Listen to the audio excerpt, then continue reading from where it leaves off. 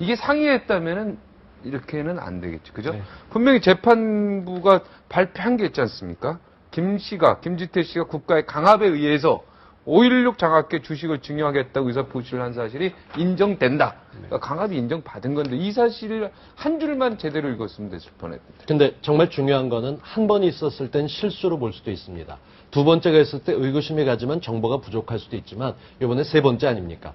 세 번째는 본인이 생각하는 게 잘못됐다는 근거로 판단할 만한 게 충분히 됩니다. 어저께 저는 사실 뒤늦게 보면서 굉장히 재밌었습니다. 여러 가지 장면들이 있었는데 그 전날 당연하게 좀 전에 교수님께서 말씀하셨듯이 그 정도로 어떻게든 잘 되길 바란다면서 정말 간절히 바란다라고 저는 키다리 아저씨라고 보는데요. 자기 어릴 때부터 돌봐줬던 사람이 맡아 있는 장학회, 자기가 이사장을 10년 넘게 해왔던 장학회, 누가 봐도 특수관계인으로 돼 있는 쪽에서 잘 넘어가면 되는 그냥 과속방지턱 정도였다고 생각합니다. 이 뭔가 이슈가 있었을 때 우리 왜 운전해 보시면 아시겠지만 과속방지턱을 천천히 요령 있게 넣으면 흔들리지도 않고 또 운전 잘하는 실력이 두드러질 수도 있는 기회입니다.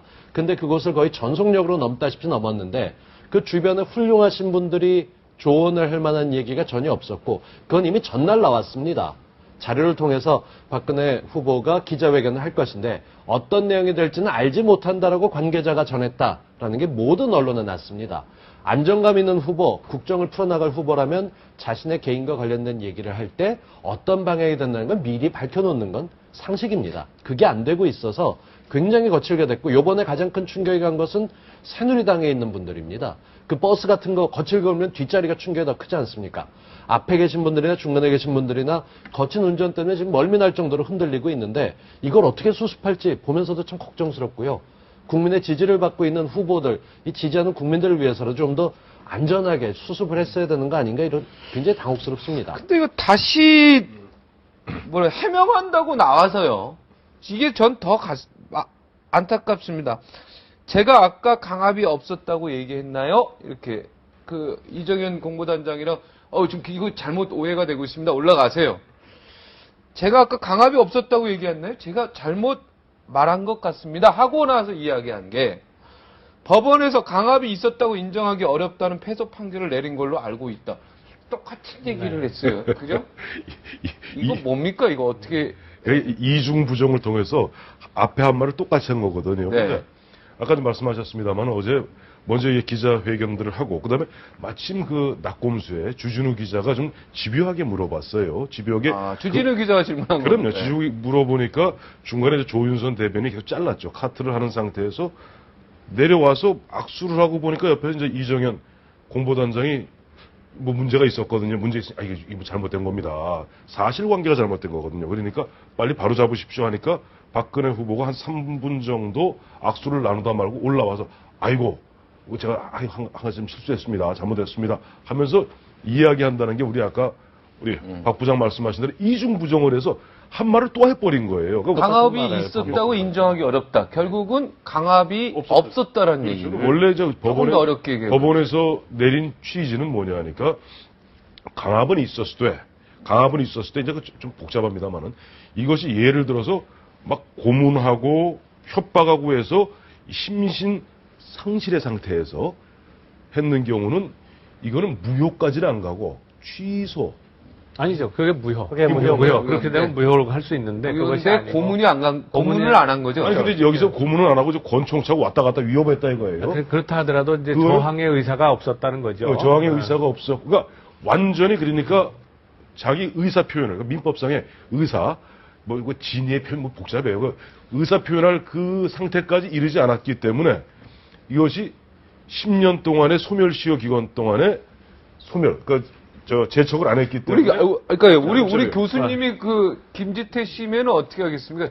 권총 받고 그러니까 이렇게 볼 수가 있는 거죠. 지금 1심 판결은 이렇습니다. 이것은 이제 원인 무효를 해달라라고 소송을 제기를 한 거죠. 그러니까 사실상 돌려달라. 부인장학회를 그렇게 돌려달라라고 제기를 했는데 1심 판결은 그건 그겁니다.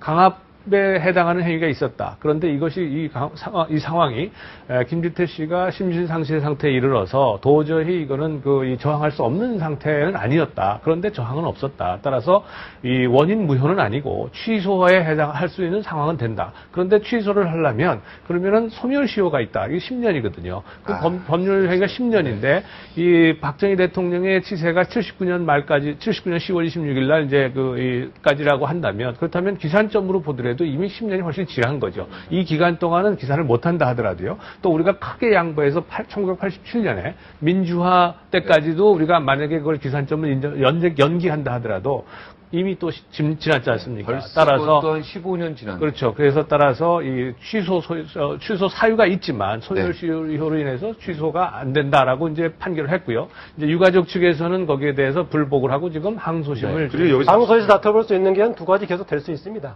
예컨대 지금 본인이 자유의사를 표시할 수 있는 여지는 있었다라는 것을 과연 볼 것인가. 완전히 지금 본인이 강제로 지금 헌납 형식을 빌렸던가. 누가 그런 예를 들더라고요. 길거리 학생들 지나가는데 깡패가 너 주머니 털어 돈 내놔. 그리고 주머니 털어서 돈 주면서 대신 돈 주니까 날 때리지 마세요. 했을 경우에 그 헌납했다고 보느냐, 강제했다고 보느냐 이런 얘기가 되겠는데 바로 그런 비슷한 케이스다. 거기서 조금 더 우리말로 속된 말로 개긴다는 조금 더 저항을 하고 그리고 돈을 빼앗겼느냐. 아니, 본인이 안 주고 주머니에서 털어갔느냐. 그냥 달라고 했는데 줬느냐 이런 차원이죠. 그쪽에서 털어갔느냐, 내가 이렇게 줬느냐, 요 차이. 그 차이인데. 그것도 차이가 없죠. 그걸 이건 쟁점이 다퉈볼 여지가 있는 거죠. 취소 사유냐, 무효 사유냐 다퉈볼 여지가 있고, 민주화 이후에도 상당한 시간이 지났기 때문에 본인이 자유스럽게 소를 제기할 수 있는 기회가 있었다고 볼 수 있지 않느냐라는 얘기인데, 또 달리 얘기하면은 과거사 관련된 국정원이든 과거사이든 간에 여기서 다루면서부터 본격적으로 본인이 얘기할 수 있는 기회가 됐다라고 볼 수 있는 여지가 있기 때문에요. 시험 문제도 다퉈볼 여지가 있고 또 아까 말했던 취소냐 무효냐 다퉈볼 여지가 있습니다. 이제 핵심사항은 그런 겁니다. 저는 원장님은 무효 쪽 가깝습니까? 취소에 가깝습니까? 사실은 내용으로 봤을 때 큰 차이가 없다고 보는데요. 큰 차이가 없다고 보는데 저는 법률적으로는 무효냐 취소냐 완전히 이게 다른 결과가 저는 그 박근혜 후보의 논의에서는 지금 무효에 대한 그 법원의 판단에 대한 오해도 큰 문제가 되지만은 왜 이것이 문제인가에 대한 박근혜 후보의 인식의 초점이 잘못됐다. 이 부분은 안철수 후보 진영의 유민영 대변인이 지적을 잘 한 것 같습니다. 본인은 계속 어쨌든 간에 이게 헌납 형태가 됐든 극단적으로 얘기했을 때 강탈이 됐든 간에 국가로 귀속돼가지고 공적인 목적으로 운영이 되었다. 이렇게 얘기하는데 독립적인 공익재단법인이라고 하더라도 지금 사실상 박근혜 전 이사장, 최필립 이사장, 설립자와 관계 있는 사람이 운영해온 거 아닙니까? 박근혜 후보가 그런 얘기를 했어요.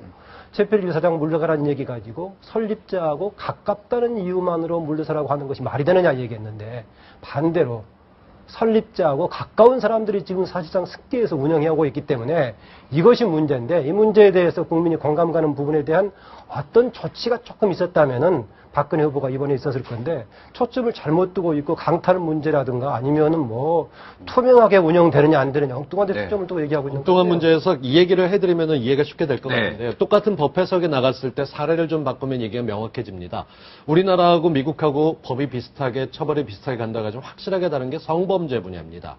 얼마나 적극적으로 반항을 하고 강간이나 이런 폭행 사건이 있었을 때 벗어나려 노력했느냐가 우리는 아직도 양형 기준이나 이런 쪽으로 나가고 있다면 그런 쪽에 대한 두려움 때문에 말을 못하고 있으면 소리 안 질렀으니까 받아들인 거 아니냐라고 우리가 법을 판단하는 게 이제 바뀌어가고 있는 중입니다. 그러면 안 되지. 강압이라고 하는 것 자체가 어떤 기로 행사를 했고 그걸 했느냐에 대해서 법 해석이 분위기가 바뀌어가고 있는 시대에 살기 때문에 지금은 강압 자체가 중요한 건 아니고요. 원장님 말씀하셨다시피 정말 중요한 건 그 사실 인식에 대해서 박근혜 후보가 제대로 깨닫지 못하고 있다라는 것과 그리고 어저께 봤던 해프닝 가운데서 정말 네티즌들이 제일 좋아했고 트위터하는 분들이 좋아했던 거는 고소인과 피고소인 사이를 서로 모르고 있다가 주진우 시사인 기자에게 질문권을 주거나 안 받아도 되는데 사실 그때부터 당황했었습니다. 이 방송도 중간에 끊기고 못 보신 분들도 계시고 유튜브에서 계속 얘기가 나갔었는데 질문하는 과정에서 제대로 해석을 하는 게 아니라 열린 마음으로 되거나 오히려 해명을 할 수 있는데 이 자체를 활용하지 못한 채